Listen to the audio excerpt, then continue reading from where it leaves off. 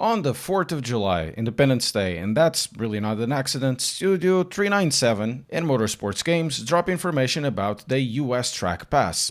6 American circuits, 3 DLC packs, rolling out 2 tracks at a time. Daytona and Laguna Seca are the first, tied to the upcoming 1.4 release. There's no price yet, no exact date, but the remaining 4 have been teased but not confirmed.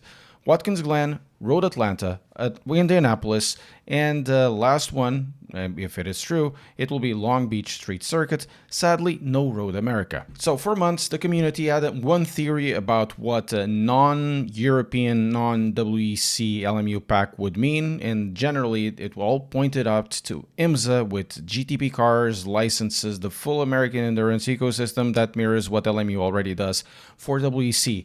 It does make sense because most of the cars in LMU already race in both series one way or the other, and with the new trailer, everyone connected the dots and got to celebrate the IMSA partnership. However, that's not what really happened. Well, because this is not a IMSA license expansion. There's no IMSA branding, no exclusive cars, so don't expect cars that race exclusively on IMSA.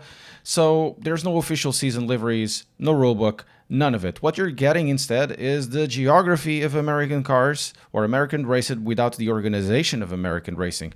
And that can, well, make sense because this is still a WEC game, so having IMSA in a WEC game wouldn't make any sense. To be fair, I think this way it's more interesting.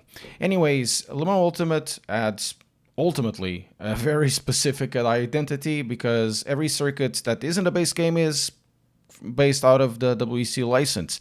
So the only tracks that are from the American continent are part of the WEC license in one way or the other. So in effect, this whole sim is based out of that license. But this is not a criticism. It's the reason why this sim feels the way it does. It's not trying to be everything. It's trying to be right about one thing. And the CEO did say something interesting in May, that it was a game that was very strong in Europe. But, you know, in order to go with the game internationally, they needed a concept that would attract people who aren't naturally brought into the Le Mans concept. That's basically Studio 397 admitting that their sim has a problem. It doesn't have the same outright appeal as something as iRacing because it's very, very limited, and the Assetto Corsa Competizione still did it better. First 2 tracks, Daytona and Laguna Seca, are going to be an excellent addition, probably Daytona more than Laguna Seca because it tends to be quite strange with GT3 cars, in my opinion. But this means that there is an expansion of what the official WEC game can be. We can do the Daytona 24 hours without having an IMSA license. We can do something a little bit different, or we can do 12 hours or 6 hours or whatever. We can have at least most of the experience without being, hindered by the license.